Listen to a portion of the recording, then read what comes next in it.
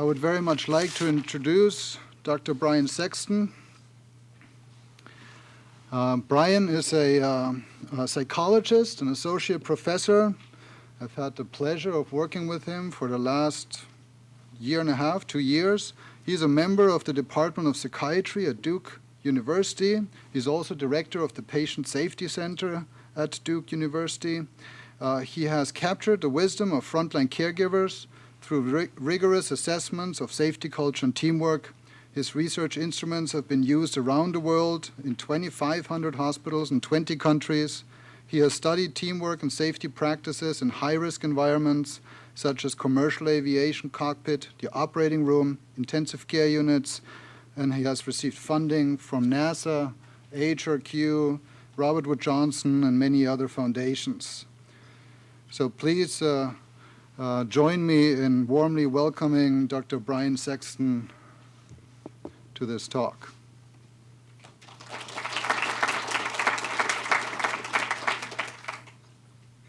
Well, thank you. It's really a pleasure to be able to talk to you about this today. And I hope that what we can do in this very special application of CUSP to your NICUs is to integrate some of our lessons learned from the past several years and really give you an updated version, as you heard Dr. Prophet say just a moment ago. The good news is there are 7 steps, you know, as you saw to this program. I'll just point out that first step, luckily, you've already done that now. Please finish that up because you'll be doing that again at the end. And frankly, that's where we see very quickly, using a survey, we can get a bead on or really a snapshot of what the strengths and weaknesses are in a given clinical area. And it works very well in the NICU. That's the work that Jochen Prophet and I have been working on for the past couple of years, is just to make sure that we're using the right tool in the NICU. So let me just start off. You heard I'm a psychologist. I'm not going to ask you about your mother, but I will quote psychologists whenever I can to give examples. Many of you might have heard of this particular psychologist. His name is Jim Reason, and he says that rather than being the main instigators of an accident, operators, or in this case frontline healthcare workers, tend to be the inheritors of system-level defects. Their part is that of adding the final garnish to a lethal brew that has been long in the cooking. So we basically, to give you an example, show up at work in the NICU every day, we pull a pin out of a hand grenade, and then we pass the hand grenade around to all of our colleagues all day long. And if you're the idiot who lets go of the handle and the hand grenade explodes in your face, well, we just blame you because you're an idiot. But we need to ask the question, why are we passing around a hand grenade with the pin pulled out? That's just crazy. But that's a typical, I don't know, Thursday or Friday for us. So what we're trying to do is better understand what are the contributing factors. How do we set ourselves up for situations that we could easily avoid? And oh, by the way, there's a tremendous role that actively participating in research and improving quality can play in your own well-being as healthcare workers, in your the way you feel about your job, yourself, your identity as a clinician, your identity as someone who's trying to make the world a better place.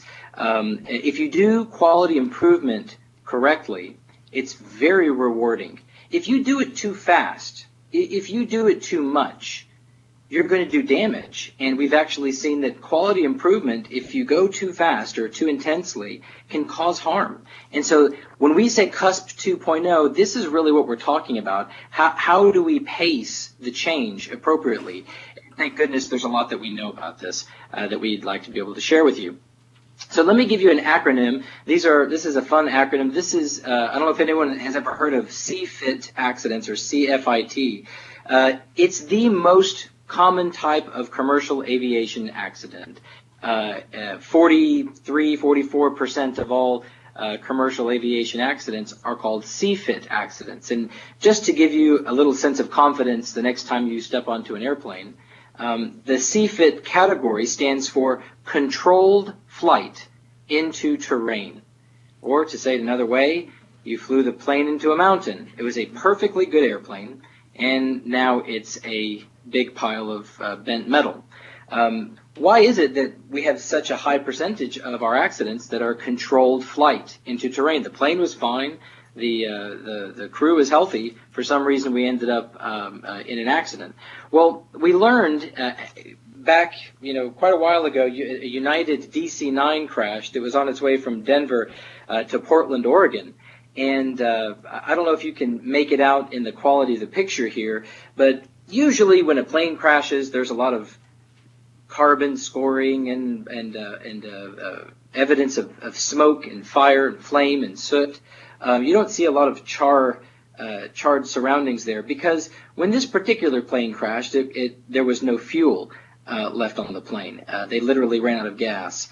And the question was raised, why is it that we can allow a plane to run out of gas, basically, and we have a pretty big problem on our hands at that point?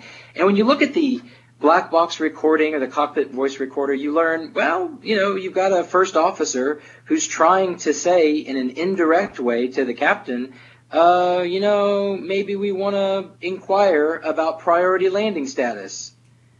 And then the captain doesn't say anything. And then the first officer says again, perhaps we should check into that fuel situation. A few minutes later, the first officer says, maybe we might want to ask for priority landing status. What do you think about that? No reasonable response. At no point in time did the second officer or the first officer say, I think we're going to die. We need to do something now. And really, we find ourselves in these situations all the time. We use indirect communication, and this was really what gave birth about 20 years ago to a program to address this directly in the commercial aviation industry. It's now required. If you're an airline that flies internationally, you have to do this. And really, when we talk about the science of safety and safety culture, and as we go through the steps of CUSP, we're talking about building the foundation so that you can implement clinical quality improvement projects in a way that is sustainable. Anybody can launch a project. It takes a prepared group to finish a project and then sustain it over time. So this is, I try not to get too much into aviation because you don't need to. We've learned so much in healthcare. We don't have to continue to go back to the analogy of other industries. But why do bad things happen to good people? We have all kinds of system factors or latent factors that bubble up. These include historical precedent. Oh, well, we've always done it that way. Well, we always did it the wrong way, but it was because we always done it that way. Staffing issues, workload, issues with equipment or production pressures. We love to blame things on the night shift or blame things on, other departments. We have fatigue and sleep deprivation, something we'll talk about a little bit today. We'll talk about it as well in our future contact. Sleep deprivation is a huge driver for things like breakdowns in teamwork, disruptive behavior. You want to create a situation where it's difficult to be a nurse manager or a medical director of a particular group of people. Deprive that group of people of sleep, and it'll be a wonderful learning experience for everyone. Management support issues, physical environment, failures of policies or procedures, these are all factors that we need to consider. And we have a tool that prompts you to look at, well, if something goes bump in the night, what are some of the sources of that problem that we can address so that we can prevent recurrence of that problem? And we'll get into that when we talk about learning from defects. So Jim Reason, the guy who talked about the lethal brew that is long in the cooking, is the same psychologist responsible for the Swiss cheese model. I'm sure many of you have heard of the Swiss cheese model ad nauseum. But basically, if the holes in the slices of cheese align, they just happen to line up that day, a small problem that should have been caught somewhere along the line makes it all the way to the patient, and that's what we're trying to avoid. So you might ask, why is it that we have the problems the way we do? Well, currently the way we've organized healthcare, not just quality improvement efforts, but organized healthcare in general, we have systems that require humans, and we all make mistakes, to be perfect every day, all day long. That's not reasonable. If you've ever looked at the quality of rounds at the end of rounds versus the quality of rounds at the beginning of rounds, you know we have things like cognitive fatigue. If you look at the literature on shift work and sleep deprivation, 60% of all of our mistakes are made in the 11th hour of a 12-hour shift. So we're not bulletproof when it comes to human limitations. And yet we deny that. Things like fatigue and task overload, we're distracted. Did you know that for every additional distraction during medication administration, there's a 12 to 13% increase in your error rate? And yet we've got 15 to 20 things, beeping and alarms going off and colleagues grabbing our elbow, people asking us questions all the time. But we pretend like, well, you're a doctor, or, well, you're a nurse. Suck it up. Your job is just to suck it up. Patients are only peripherally involved in their own safety in these settings. And basically what we've done is, if you're the idiot who lets go of the handle on the hand grenade and it explodes in your face, you're blamed. You're told to go back and watch that orientation video. Well, let's make a new policy that says you're no longer allowed to open up the handle on the hand grenade, instead of making a policy that says no more hand grenades in the workplace. This current approach is about changing people. What we need to do is change situations, and the most robust improvement is going to be when we change the situations in which people are working. So if you've seen this before, despair.com has a number of wonderful illustrations of human nature. This one is about tradition, in response to the traditional way we've organized our healthcare. Just because you've always done it that way doesn't mean it's not incredibly stupid. You'll find this and many other forms of wisdom at despair.com. I encourage you to check it out. If we keep on looking at the long-term impact of the way we organize healthcare and the way we go about doing quality improvement right now, what we find is that more and more people are saying, this just isn't as much fun as it used to be. Boy, I sure don't feel like I'm making a meaningful difference. Boy, I sure don't feel like I made a difference today. I don't feel heard. I don't feel understood. These are all sources of burnout. So we've got the highest rates of burnout ever, and they've jumped up dramatically just in the past few years. We're wasting resources and we're causing harm in the process. So this isn't good. In fact, if you want to see some of the rates, my wife has done this work in critical care. She showed that in critical care nursing, half of these nurses already meet the criteria for burnout. 2 out of 3 have difficulty sleeping, and 1 out of 4 of them meet the criteria for clinical depression. Now, if you go to the grocery store and you look to your left and right, and you're looking at the general population, you'll find between 6% and 8% of them need Prozac. About 6 to 8% of us are clinically depressed at any given time. But 1 out of 4 nurses? What have we done to organize our care such that 1 out of 4 of our critical care nurses meet the criteria for depression? That's crazy. And quite frankly, that's unacceptable. There's some good news, though. If you look at what are the protective factors from burnout, and this is a study done on critical care nurses, they actually showed that, and this is for all of those of you who are participating directly in this project, listen closely, participation in research is a great protective factor to protect you against burnout. So the more you participate, the better that the little buffer is. Better palliative care for your patients, fewer decisions to forego life support. The older you are, the wiser you are, the more resilient you become and robust against things like your vulnerability to burnout. Being able to choose your days off and working relationships. If you ask a physician or a respiratory therapist or a clinical pharmacist or a nurse, you can ask day shift people, you can ask night shift people. They're all going to tell you the same thing if you say, what is your biggest source of stress at work? They don't say sick patients. They say dealing with jerks. Dealing with difficult colleagues is my biggest problem. And that goes for ward clerks and unit secretaries and executives and frontline caregivers. It's striking how pervasive this is, but yet we don't have a lot of tools in place to take care of us and protect us from this really well-known problem. So let me give you another example from despair.com of why we've chosen this particular emphasis in CUSP. Not just quality improvement, but creating the foundations for sustainable improvement over time. That's because quality is really a race that has no finish line. So technically, quality is like a death march. Get ready to lose a few pounds in the process, because this is a lot of work.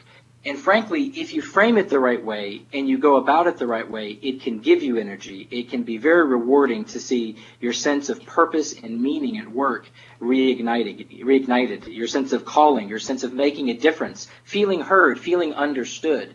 These can all be ignited, and really we can all benefit from that if we do quality at the right pace and with the right amount of intensity. So as you heard Dr. Prophet mentioned earlier, we're trying to redefine what we mean by quality. It's not just how we take care of our patients. Really, we have to start down here. Quality is how we take care of ourselves. And if we're doing that, then we can say it's how we take care of each other. And then beyond that, it's how do we take care of our patients. But the first line of defense in sustainable care for our patients is that we're taking care of ourselves. And quite frankly, any of you who are listening to this right now, who have deliberately limited your fluid intake so that you don't have to pee during the workday, taking care of yourself. Frankly, if you're skipping meals, that is not a diet. And if you're getting home late every day to your family, ultimately, you're not doing well by your patients. You're doing poorly by your family. You're doing poorly for yourself. And ultimately, you don't have patients with better outcomes. Those groups that have patients with the best outcomes are ones that establish these boundaries, this work-life balance. And we're going to talk more about that because we want you to take better care of yourselves along the way in this journey to take better care of your patients. Because if you're cutting into your own self-care, there's no way you're going to be able to sustain that higher level of patient care, and not in the long run. So it's okay to burn a candle at one end. We just don't want you to burn it at both ends, while what we're trying to do is more complicated, more difficult than what we've been doing in the past. So let me give you an example of where we first saw the connection. It was in some labor and delivery work we had done. We published it a number of years ago, but we showed that teamwork in labor and delivery was significantly related to burnout. The better the teamwork, the lower the burnout. Well, we actually have replicated this a number of times and have learned that when you've got burnout, you don't want to be doing quality improvement. In fact, you'll save time if you focus on resilience and helping people recover from burnout. And once you've done that, then you roll out a quality improvement project. But you don't roll out quality just because your neighbors are doing it. You don't do it just because your executive is wagging their finger at you. You roll out quality because you're ready to do something differently, perhaps more challenging. And you need to make sure that you're ready to do that before you launch. So this is where burnout has really come into play just in the past couple of years. This is a new way of looking at these things. So just in the interest of time, I want to emphasize again that in considering patient safety as a system, we're trying to do a better job of changing situations.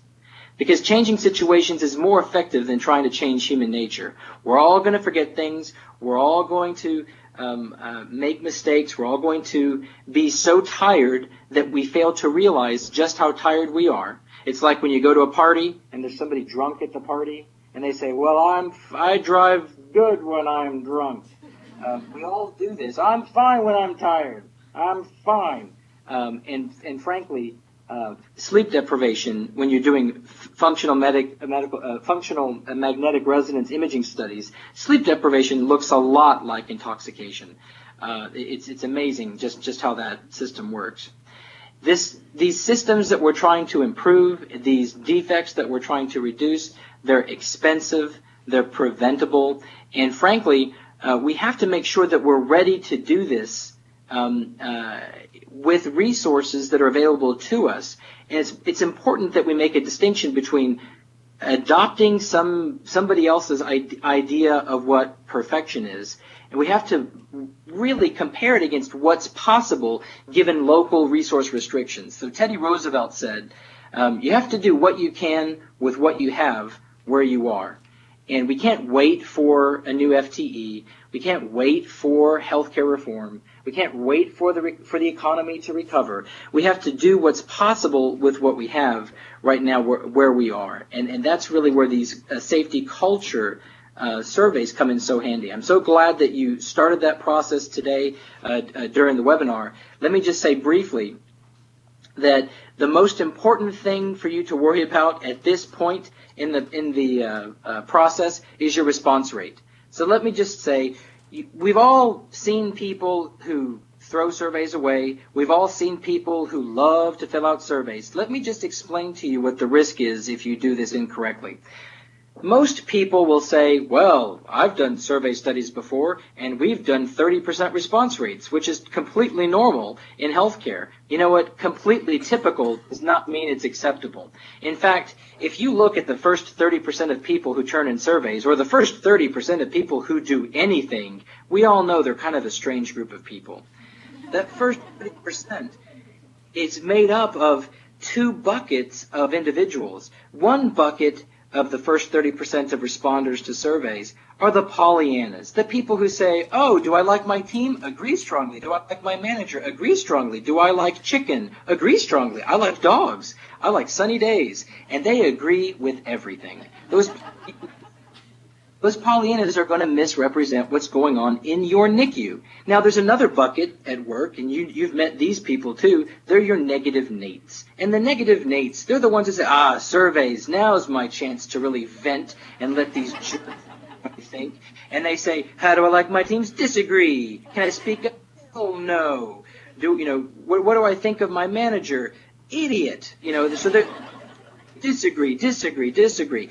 And you never know in that first 30%, are you tapping into your Pollyannas or are you tapping into your negative Nates? That's why 30% response rates in a diverse group of people like those who are listening to this right now, you have such varied backgrounds and different experience levels, and you cannot get away with a response rate of less than 60%. In fact, it's not considered research. You can't submit it for publication with lower than a 60% response rate. The editors and reviewers will spit it back to you and say, you didn't really do a study, you just collected a few opinions. So we're trying to get that adequate response rate and representativeness because ultimately that's what's going to give you good data to work with in this project. I hope I made an impression on you with the importance of those response rates. So two things to consider. You heard Dr. Prophet mention already the 60% response rate, and I'm also going to mention the importance of a 10-point improvement. So safety culture is the way we do things around here, and we're looking at this in a way that we don't know what your results are going to be yet. But at the start, if you were to begin the process and your particular NICU was right here at about 2% reporting good teamwork, then your goal isn't to go from 32 to 100. Your goal is a 10-point improvement. So you're going to go from 32 to 42, and then we're going to call that success. A 10-point improvement in a 12 to 18-month period of time is a statistically significant improvement. You're not going to go from worst to first overnight. This stuff takes time. So we're looking for a 10-point improvement if you're below 60. The other thing that we're going to talk about with 60% is the importance of these thresholds. And so I'd like to give you a quick example of that as we review these domains that you'll be looking at. So as you heard already, teamwork climate is going to tell you what the teamwork norms are like. Safety climate, patient safety climate, are going to tell you about the patient safety related norms and behaviors. Things like, are errors handled appropriately? Can you discuss mistakes around here? Would you feel safe being treated here as a patient?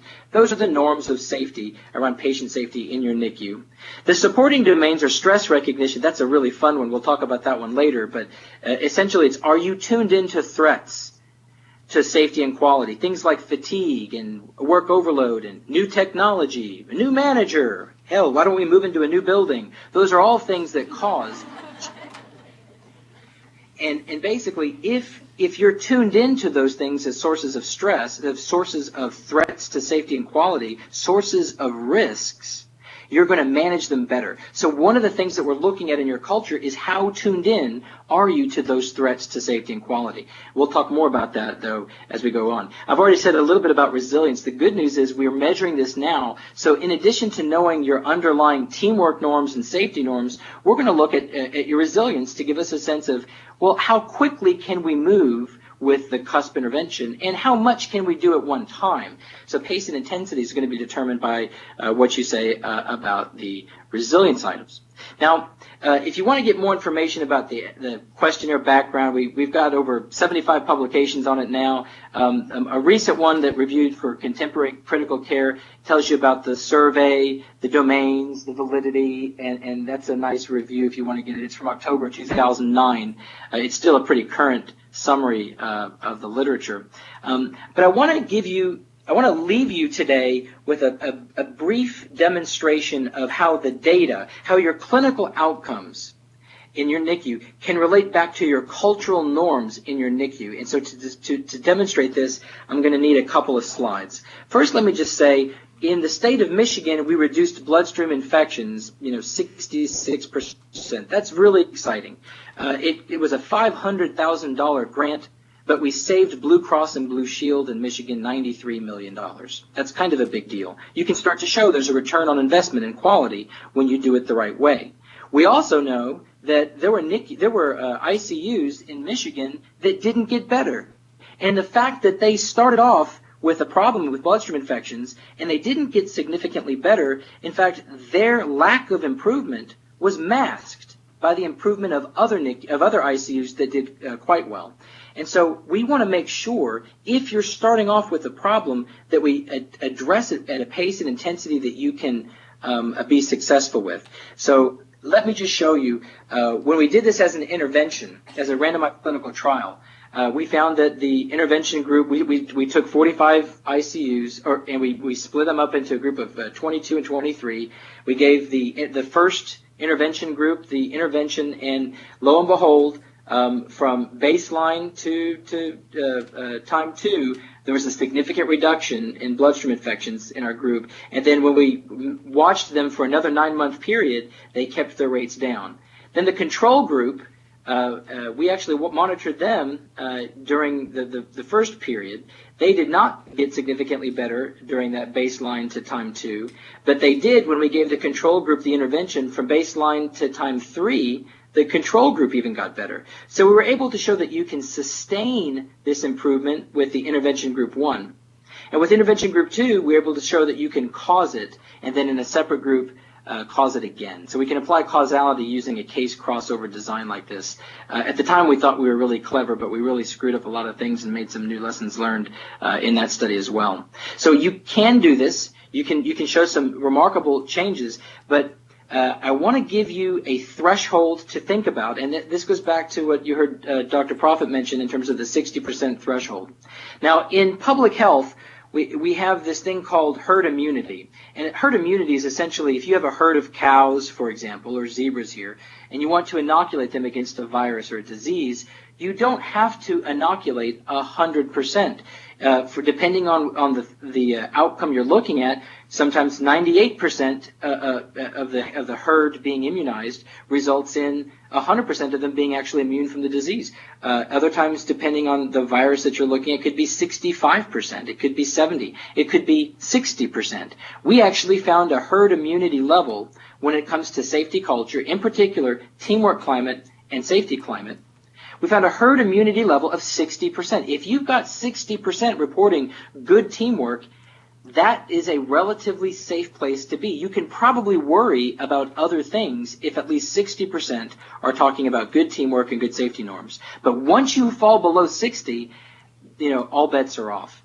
In fact, Just 10 points below 60 is 50%.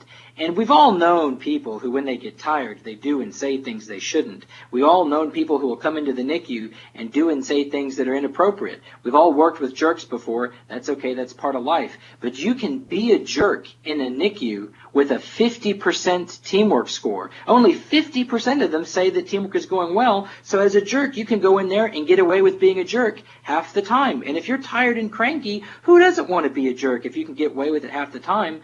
But something really powerful happens to disruptive behavior rates even once that herd immunity level of 60% is achieved. You are being a jerk, and the manager, the staff nurses, fellow physicians, others will come up to you and say, look, I don't know who you think you are, but you don't talk to the staff that way. You just don't do that here.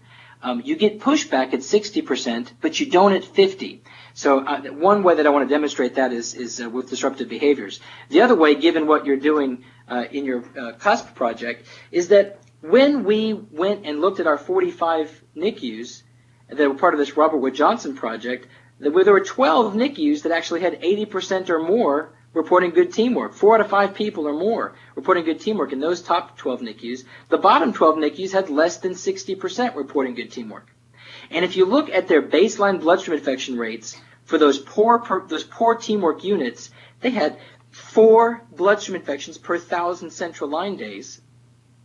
And at the end of the project, that resulted in a significant decrease down to 1.2 bloodstream infections per 1,000 central line days.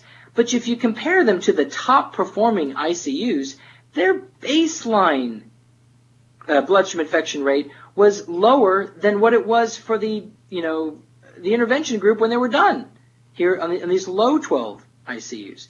So the important thing to remember here is when you look at your culture, it's going to give you a powerful signal related to clinical and operational outcomes about, do you need to even be doing this work? And what we found is by including high-functioning ICUs in our study, we dilute the impact, the apparent impact of the intervention. It's like trying to do a study on a diet pill, but you've invited a bunch of Olympic athletes with 0% body fat into your study. They're not going to lose weight.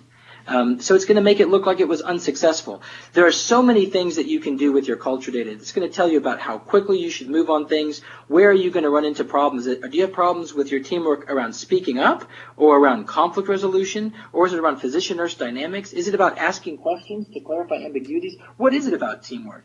That's the level of detail you'll get. What is it about safety? Is safety low? What pulled your safety down? Was it trust? Was it feeling like it didn't make a difference if you tried to report something to an incident reporting system? It's just going to go into a black box and nothing's going to change. What is it that pulled your scores down? Well, we'll be able to take your results from your safety culture survey and use it to strategize in a very powerful way and really set you up for a successful experience. The examples I was trying to give you is if your teamwork is low, you look at what pulled it down, and there are specific CUSP tools to address that. If staffing levels are pulling you down, we got morning briefings and shift briefings. If it's physician-nurse dynamics pulling you down, we got daily goals, a wonderful way of getting physicians and nurses literally on the same page. Conflict resolution problems, well, if you got conflicts, we can show you how to remove role ambiguity and remove task ambiguity in a way that extinguishes the fuel that can be used for conflicts. So our conflicts come from a lack of role clarity and a lack of task clarity. So we have tools for that. Depending on where your scores are, we'll be looking at what tools are appropriate and what pace is appropriate. There's morning briefing, there's daily goals, there's the shadowing tool for role clarity and task clarity. If safety's pulling you down, we have a 27-minute video to show you safety as a system. It's a very similar talk to the one I'm giving to you right now. We also have if you're not feeling engaged in safety and quality, we have a learning from defects tool. It's a very popular tool. It works brilliantly in NICUs, and we'll be sharing that with you as well in the future. We also have psychological safety techniques for helping people feel more comfortable talking about awkward things. And we have executive partnerships. How do we get senior leaders involved in surfacing and helping to resolve safety and quality related issues? By the end of your safety culture assessment, we'll be able to take those results and use them to tell us where do we need to go as our next steps. Do we need to start with a video to build consensus, go from there into learning, surfacing defects in the NICU, and then from there into a structured way of having some external help in surfacing and resolving problems, perhaps even with resources from outside of the NICU, from one of our senior leaders. At the end of the day, there's a great deal that we can learn from your culture data. It helps us to take your defects, to take your those things that are the pebble in your shoe, and turn them into continuous learning opportunities that, again, provide a more of a sense of meaning and purpose in what you're doing in your NICUs. So with that, that's a 45-minute lecture in about 28 minutes. I hope you didn't mind me talking a little fast there during parts of it. But thank you so much for your participation in this particular collaborative. We've been talking about it for a long time. We're very excited to be working with you. And you are really the vanguard of this next generation of how to do quality improvement, carefully paced, carefully timed. So thank you for your time.